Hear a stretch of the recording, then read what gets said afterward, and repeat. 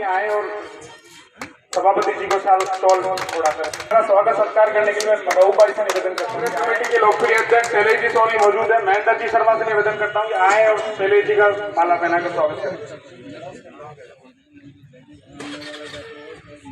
Block Congress committee Bundi के अध्यक्ष रामकरण जी मीना मौजूद है। जाकिर भाई और हनीफ भाई आए और उनका स्वागत सत्कार करें।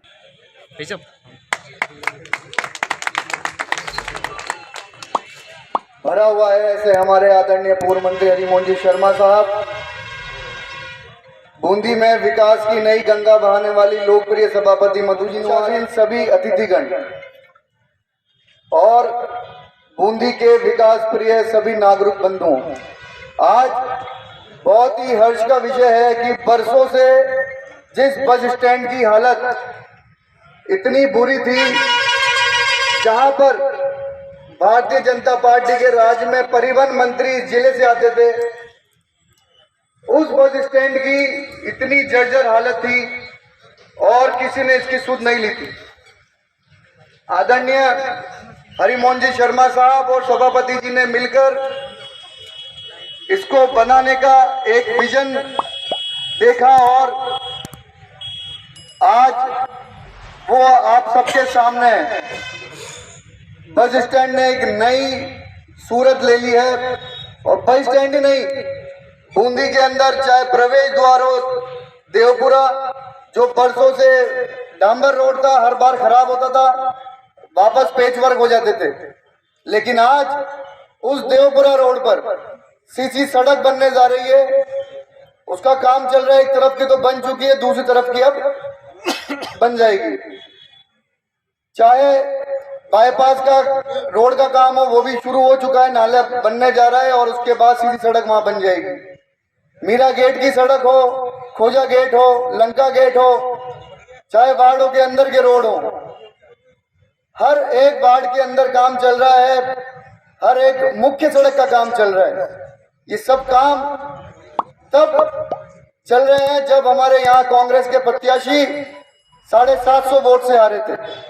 अगर ये 750 वोट से हार नहीं हुई होती तो आज बूंदी की सूरत कहीं ना कहीं कोटा के जैसी होती।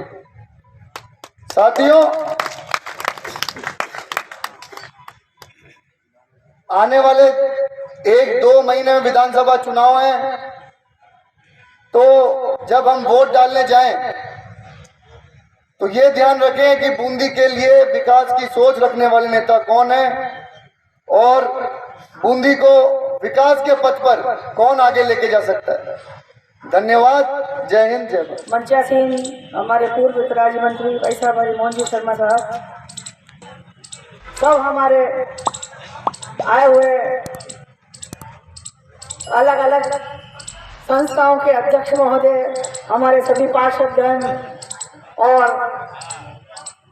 इस बस स्टैंड में जो कार्यरत हैं वो सब पदाधिकारी, सबको सादर जय श्री कृष्ण। आज लगभग 20-25 सालों से, तो जब तक मुझे ध्यान है, मैंने इस बस स्टैंड को ऐसे ही खड्डे वाला देखा था। जो भी आता था सबसे पहले बस स्टैंड में आते ही बूंदी के बारे में सोचता था कि एक तो प्रवेश द्वार जो देवपुरा, एक प्रवेश द्वार जो कि बाईपास, और फिर बस यहाँ आके रुकती बस स्टैंड। इन सबको देख के ऐसे लगता था कि किसी गांव में आए।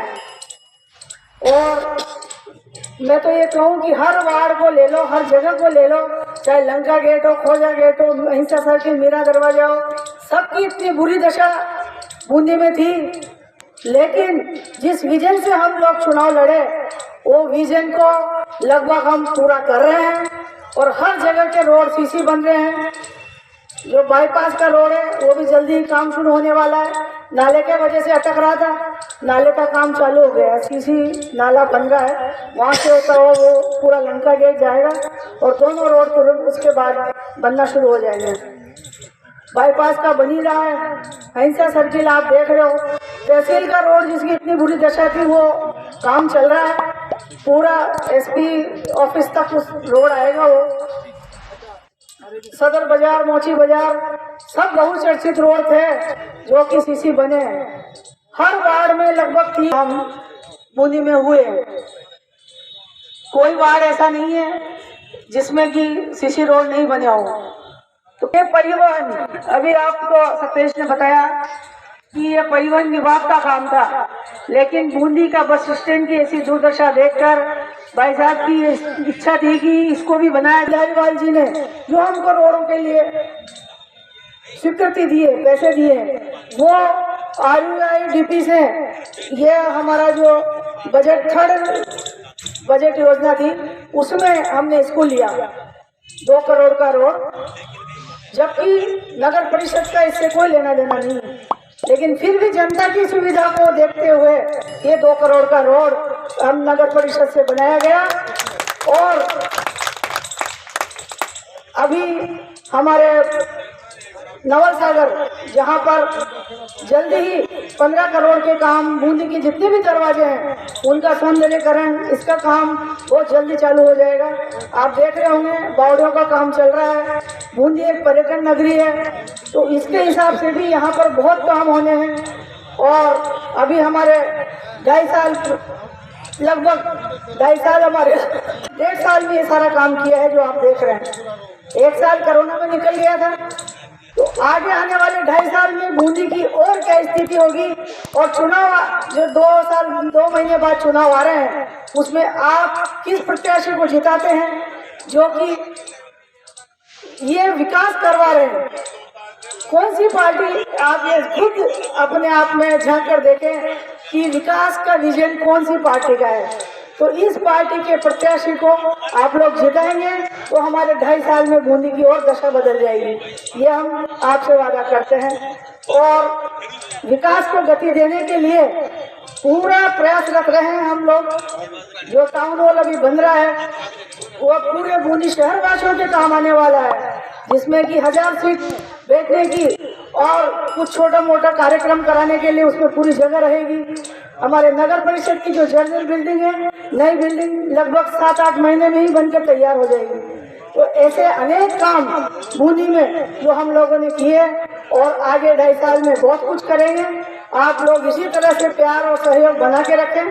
आप लोग यहाँ पधारे, उसके लिए बहुत बहुत धन्यवाद। अध्यक्ष नवाल जी, हमारे इस उम्र में भी ऊर्जा के साथ बूंदी ब्लॉक कांग्रेस के अध्यक्ष के रूप में काम करने वाले माननीय रामकरण जी, शहर के अध्यक्ष सोनी जी और वक्फ बोर्ड के बूंदी के अध्यक्ष भाई डब्लू जी और शांत स्वभाव के आदरणीय उप सभापति जटूर भाई, सभी पार्षदगण, भगवान नवाल जी, यहाँ पर उपस्थित सभी बूंदी के सम्मानित नागरिक बंधुओं, रोडवेज के अधिकारी, कोहली जी और मित्रों, विस्तार से विजन है विकास। विकास का एक विजन जिस आदमी के दिल और दिमाग में है कि इस बूंदी को किस प्रकार से तराश करके, क्या व्यवस्थाएं करके इसको एक सौंदर्यकरण की दृष्टिकोण से ही नहीं, हर नागरिक के सुविधा संपन्न और स्वस्थ रहने के दृष्टिकोण से इस शहर को कैसे बनाया जाए, एक विजन होता है के पास।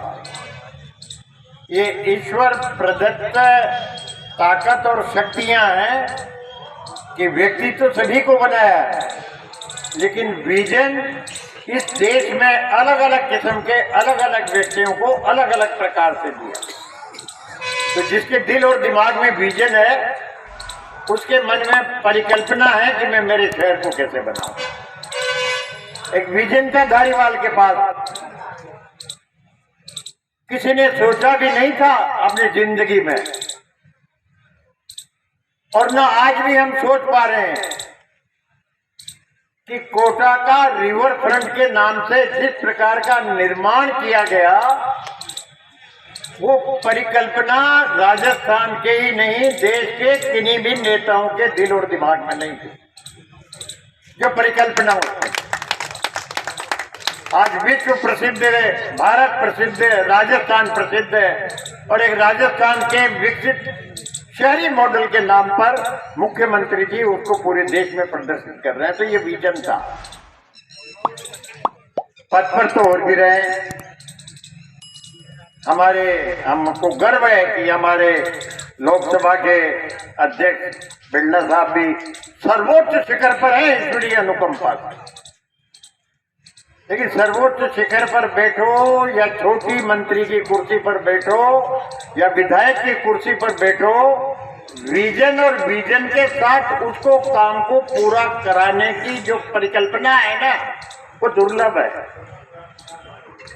केवल आदमियों को बुला करके, ठहरा करके, खाना खिला करके, दवाइयां दे करके, कपड़े बांट करके, साइकिलें बांट करके, ये व्यक्ति के लिए तात्कालिक लाभ तो हो सकता है उसको खुश करने का, लेकिन विधानसभा के लिए, लोकसभा के लिए, शहर के लिए ये कोई ऐसा विजन नहीं है कि जिससे बूंदी में चारों तरफ इस दृष्टिकोण से बनाया जाए कि लोग आकर के कहें कि ये बूंदी है। ईश्वर की अनुकंपा है आप पर, हम पर, बूंदी वालों पर। प्रकृति की अनुकंपा है, प्रकृति का मेहरबानी है कि हमको इन पहाड़ों के बीच में इतनी खूबसूरत जगह पर बनाया है।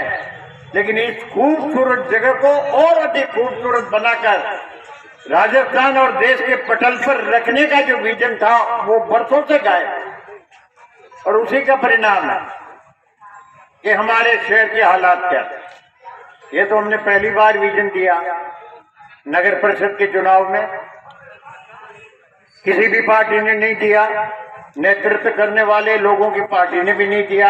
हमने विजन दिया कि अगर नगर परिषद में आप हमको चुनोगे तो हम बूंदी का नक्शा इस प्रकार से बदलेंगे, और उसकी गारंटी दिलाई राजस्थान सरकार के स्वायत्त शासन मंत्री से, और उस काम को पूरा किया राजस्थान के मुख्यमंत्री अशोक गहलोत। तो विजन है तो दिखा।